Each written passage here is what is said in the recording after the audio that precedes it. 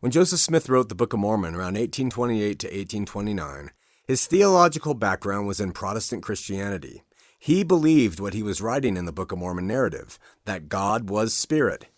Smith also was entirely monotheistic in his outlook. He believed God was an omnipresent spirit and that Jesus was God manifest in the flesh, just as most Christians believe. Smith's lectures of faith in particular affirm that concept, and those 7 lectures were later canonized as the doctrine part of the Doctrine and Covenants in 1835. At that time, everyone who followed Mormonism believed in the one God who was a spirit. Many years later, Smith changed his theology and then altered the Book of Mormon passages to accommodate his changed thinking, separating God from Jesus. But he did not indicate that God had a body, and he certainly did not change the verses in chapters 18 and 22 of the Book of Alma, which specifically teaches that God is the Great Spirit. It's no wonder Elder Smith and Elder Young are confused about this matter. What they don't realize is that Joseph Smith possibly derived the story in Alma from the notion that some native North Americans in his day believed such a thing as a Great Spirit God, so he included it in his Book of Mormon.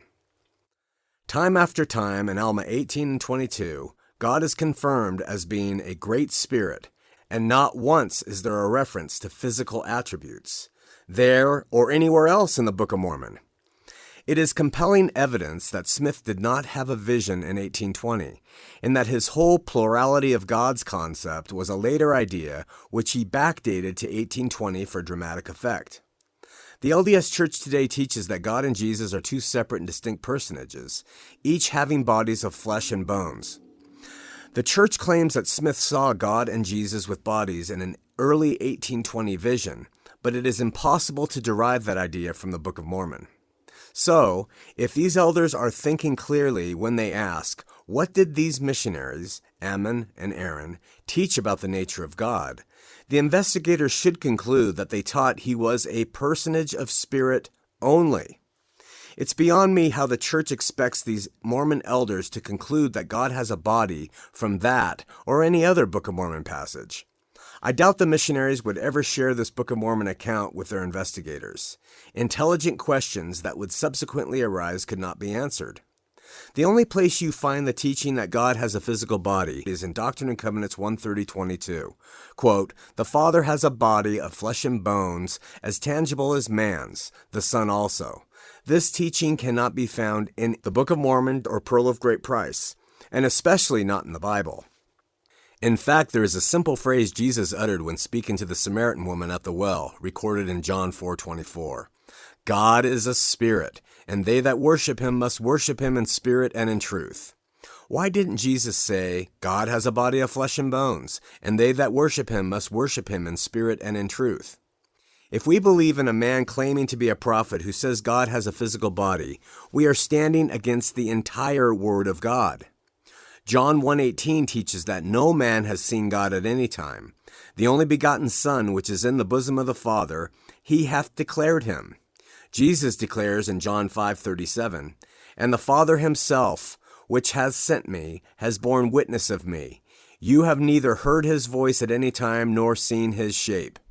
As the resurrected Lord, Jesus appeared to his disciples and says in Luke 24:39, "Behold my hands and my feet, that it is I myself, handle me and see, for a spirit hath not flesh and bones, as ye see me have." Paul agrees with Jesus in Colossians 1:15, "Who is the image of the invisible God?" And in 1 Timothy 1:17, "Now unto the King, eternal, immortal, invisible, the only wise God, be honor and glory forever and ever. Amen." 1 Timothy 6:16, "Who only hath immortality, dwelling in the light which no man can approach unto, whom no man hath seen nor can see, to whom be honor and power everlasting." It says in Hebrews 12:29, "For our God is a consuming fire." The invisible God, the consuming fire, is not confined or restricted to a material body. It comes down to this: do we believe Jesus when he said no man has seen God at any time, or Joseph Smith who claims to have seen him in a body of flesh and bone? Do we believe Jesus when he said God is spirit, or do we believe Smith who said God has a physical body? I don't know about you, but I will side with Jesus every time. If you like this video, give us a thumbs up. Help support us by pressing the follow button and share this post with your friends. Don't forget to check out the description to learn more. Thanks for watching Talking to Mormons.